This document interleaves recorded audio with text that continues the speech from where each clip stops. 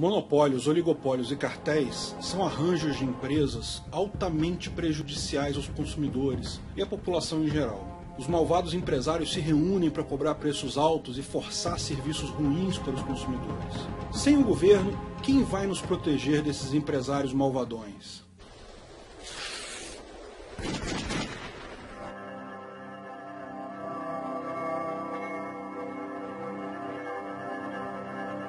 Como impedir os cartéis? Quando só uma empresa presta um serviço ou vende um produto em um determinado mercado, isso é monopólio. Quando é um grupo pequeno de empresas só que vende um determinado produto ou presta determinado serviço em um mercado, isso é o oligopólio. Já a definição de cartel é mais objetiva. Um grupo de empresas se reúne para combinar preços e estratégias de forma a aumentar seus lucros. No final das contas, se você acredita que o livre mercado é a forma mais eficiente para a sociedade se organizar, é evidente que monopólios, oligopólios e cartéis são sempre ruins, pois isso limita o mercado, impede a competição, certo? Bom, nem sempre. Há duas situações em que monopólios e oligopólios surgem. Uma das situações é quando uma empresa é tão melhor do que as outras que todas preferem aquela e ela acaba dominando o mercado. O Google, por exemplo, é quase um monopólio de buscas na internet. Há diversos outros mecanismos de busca, mas o Google é tão melhor e tão mais conhecido que os demais que acaba sendo a principal escolha. Esse tipo de monopólio não é ruim, posto que não é absoluto. Veja, no início dos anos 2000, o Yahoo era o monopolista de buscas. Era o site que todo mundo usava para buscar coisas. Mas aí surgiu o Google, e o Google era melhor, e acabou roubando o posto do Yahoo. Da mesma forma, pode surgir uma página de buscas ainda melhor, é só uma questão de tempo para ela superar o Google. Esse tipo de monopólio, ou oligopólio, é chamado de monopólio espontâneo, porque ele surge naturalmente. Não é ruim, posto que as empresas nessa situação estão em competição. Se o custo dela subir, ou se a qualidade cair em relação aos outros pequenos concorrentes, certamente ela vai perder espaço. Mas tem uma outra situação, que é o monopólio ou oligopólio imposto pelo Estado. O Estado, por meio de leis, reprime com violência física ou roubo de dinheiro outras empresas que queiram operar naquele mercado. Por exemplo, se eu começar a emprestar dinheiro a juros, de forma totalmente voluntária, eu posso ser enquadrado no crime de agiotagem. Por que isso é crime? O ato é totalmente voluntário, quem pega dinheiro emprestado só está precisando e disposto a aceitar as minhas condições de empréstimo. Tá ok, eu concordo que usar a violência física para cobrar o dinheiro ao final fere o PNA. Como já explicamos, eu não posso fazer um contrato que me autoriza a quebrar suas pernas se você não pagar. O PNA vale em todos os lugares. Mas o errado nesse caso é a violência, não é o fato de eu emprestar dinheiro. Uma coisa não necessariamente implica a outra. Eu posso emprestar dinheiro e cobrar de forma civilizada. Trata-se de fato de um oligopólio dos bancos garantido pelo governo, que impõe regulamentações tão absurdas que a operação desse tipo de empresa se torna impossível. Esse é o tipo ruim de oligopólio ou monopólio, porque efetivamente cria uma proteção artificial à empresa. A empresa pode subir seus preços ou cair sua qualidade porque outras empresas estão legalmente impedidas de concorrer para tomar o seu lugar. E o governo adora esse tipo de monopólio, a começar pelo próprio governo, que já se impõe como um monopólio, não admitindo nenhum outro governo na mesma área. A maior parte dos monopólios ou oligopólios governamentais é garantido via regulamentações. O governo caga regras em um mercado de forma que só os seus amigos consigam vender produtos. A desculpa é sempre a proteção do consumidor, e o resultado é sempre empresas relapsas e caras que exploram o consumidor sem dó. Removam todas as regulamentações de todos os mercados. Organizações privadas de certificação são muito mais efetivas em fiscalizar e controlar mercados, sem regulamentações compulsórias. Mas além disso, o governo usa uma outra desculpa para criar seus monopólios, e nesse caso ainda mais rígidos. O governo chama isso de monopólio natural. Diz ele que não faria sentido ter dois conjuntos de poste fornecendo energia na mesma rua. Isso seria economicamente ineficiente. O erro nessa visão é que o mercado é a melhor forma de limitar empresas ineficientes. Deixe o mercado aberto. Quem quiser construir postes na rua, deixa construir. Quantas empresas houver para fornecer energia elétrica, melhor. Se for economicamente inviável, empresas vão falir, mas com o mercado fechado você impede soluções alternativas. Veja, além de duplicar redes, as empresas podem adotar outras medidas, como alugar redes uma da outra, fornecer energia de uma forma alternativa. Não existe absolutamente nenhum monopólio natural, nenhuma justificativa para isso. O que existe é o governo protegendo indústrias amigas usando uma desculpa esfarrapada. Mas e o monopólio de recursos? E se uma empresa comprar todas as minas de um determinado metal no mundo? Sei lá, todas as minas de nióbio. Isso não seria um monopólio? Sim, claro, mas seria um monopólio espontâneo, portanto do tipo bom, portanto que não é garantido pela força. Como assim? Mas se eu quiser comprar o nióbio, eu vou ter que comprar daquela empresa ao preço que ela colocar. Veja, não é bem assim que funciona. Existe nióbio em vários lugares do mundo. Hoje, as minas de nióbio que existem são em lugares com concentração muito alta, porque o custo de extrair é mais baixo nesses lugares. Mas se a empresa que monopoliza esses recursos começar a aumentar o preço, isso torna viável outras minas no mundo com uma concentração menor. O mercado continua atuando nesse caso.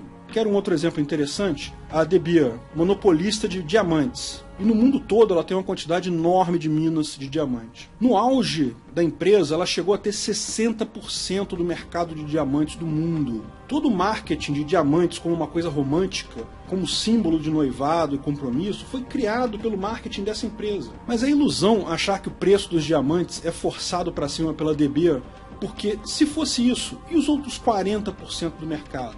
Eles iriam aproveitar e inundar o mercado com pedras mais baratas. A empresa tem um processo rigoroso de medição de qualidade, ou seja, é um monopólio porque é uma boa empresa. Além disso, o fato do preço dos diamantes estar alto estimulou e tem feito crescer o mercado de diamantes artificiais. Diamantes têm a exata mesma composição do grafite de lápis. É a mesma coisa, é tudo carbono. A diferença só é a forma como esses átomos são organizados. No grafite é uma estrutura hexagonal com planos desacoplados, e no diamante é uma estrutura cúbica específica do diamante. Na década de 1950, a General Electric produziu pela primeira vez diamantes artificiais. Era uma prensa enorme que comprimia grafite absurdamente, elevava a temperatura e produzia-se pequenos diamantes. Mas eles eram muito pequenos e úteis apenas para aplicações industriais como brocas e serras, na forma de um pó que é colado na ferramenta. Na década de 1990, com o fim da União Soviética, alguns russos começaram a fazer grandes diamantes artificiais. Pesquisaram com máquinas de um laboratório lá e criaram diamantes grandes pela primeira vez, artificiais. Mas só no ano 2000 a primeira fábrica de produção de diamantes artificiais foi montada na Flórida, nos Estados Unidos, chama-se Genesis. Esses diamantes são grandes, mas eles têm uma coloração amarela por causa do método de produção. E isso causou uma revolução no mercado. Veja, antes as pedras de diamante amarelas e laranjas eram super caras porque eram muito raras. Hoje o preço caiu sensivelmente porque se tornou muito barato ter pedras de diamante amarelas. Em 2008 surgiu uma outra empresa em Boston chamada Apollo Diamond. Criou uma outra forma de criar diamantes artificiais. E nesse caso, diamantes completamente cristalinos e do tamanho que eles quisessem. Esses diamantes são totalmente indistinguíveis dos diamantes naturais a olho nu ou por lupa. Apenas com ferramentas sofisticadas e caras de espectrometria é capaz de detectar a diferença. E o melhor, o processo deles não requer alta pressão nem temperatura, sendo extremamente baratos de produzir. Até mais baratos que o processo da Gêmesis. Até aqui a produção deles é uma pequena fração em relação à extração natural, mas não se sabe o que vai acontecer com esse mercado em alguns anos. Mas olha que curioso, o mais bacana é que o grau alto de pureza desses diamantes, ele é tão grande que eles podem ser usados como semicondutores, e são muito melhores que o silício que usamos hoje para isso. Em alguns anos, talvez estejamos comprando um processador Intel Diamond 3 nanômetros. Afinal, o limite do tamanho de processadores de silício é de 7 nanômetros, e a gente está chegando muito perto desse limite. Então, uma indústria de beleza e romantismo, que talvez você nem dê tanta bola assim, vai acabar ajudando você de formas que você nem poderia imaginar a ter uma tecnologia melhor no futuro. Bom, a gente falou sobre oligopólio e monopólio. Mas e quanto a cartel? Bom, o cartel é um acordo entre diversas empresas para controlarem preços e aumentarem o lucro. Por que seria errado um grupo de empresários se reunir para combinar estratégias? Toda ação voluntária que não gere agressão a direitos ou quebra de contratos deve ser válida. Então não há problemas no cartel em si, a menos que fira contratos anteriores dessas empresas ou agrida alguém. Além disso, evidentemente, cartel só funciona em oligopólios. Se há muitas empresas em um mercado, é impossível todas concordarem. O caso ruim de cartel é quando ele ocorre em mercados oligopolizados pelo governo. O caso mais comum que temos são as empresas de telefonia no Brasil. Há um evidente cartel ali. Todas elas praticam preços altos e a qualidade é ruim. E novas empresas não conseguem entrar porque a regulamentação do governo para a área são impeditivas. Não me entenda mal, eu vivi na época da Telerge. Eu comprei o meu primeiro telefone por alguma coisa perto de $4.000. A linha era um absurdo de caro, a qualidade era muito pior do que é hoje. Um cartel oligopolista como nós temos hoje é ruim, mas a estatização, o monopólio estatal é ainda pior. Vamos ver alguns outros termos para a gente deixar claro nesse nosso esquema. O trust é quando as empresas da área compram competidoras para manter um monopólio ou um oligopólio. A GVT começou a se destacar e foi comprada pela Vivo. Isso ocorre no monopólio estatal porque a entrada de novas empresas na área é lenta e rara. As regulamentações e custos são altos. Num monopólio espontâneo, tantas empresas poderiam entrar que seria impossível praticar trust para manter o oligopólio. É evidente que uma empresa oligopolista tem um custo ao adquirir outra, e só vai recuperar esse dinheiro com um lucro mais adiante. Se todo dia surge uma nova empresa, ela tem que comprar uma empresa todo dia, ela nunca vai poder recuperar esse investimento. Um outro termo que surge é o dumping, que é uma coisa equivalente ao trust, só que ataca de uma forma diferente. Vamos imaginar que o dono da GVT não quisesse vender sua empresa para Vivo. O cartel oligopolista poderia, durante um tempo, jogar os preços dos serviços lá no chão, de forma que a GVT perderia clientes e iria à falência.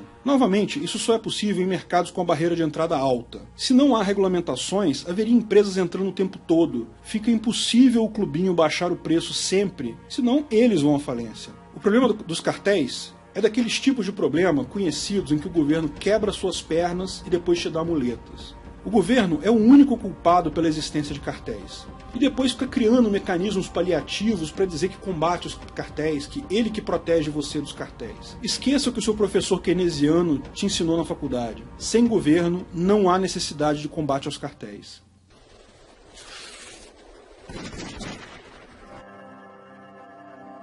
Obrigado. Se você gostou do vídeo, curta e compartilhe à vontade. Divulgue sempre que puder o libertarianismo. Não se esqueça de se inscrever no canal para mais novidades. Se tiver dúvidas, sugestões ou críticas, deixe no comentário. Se quiser ajudar financeiramente, veja meu link no Patreon abaixo.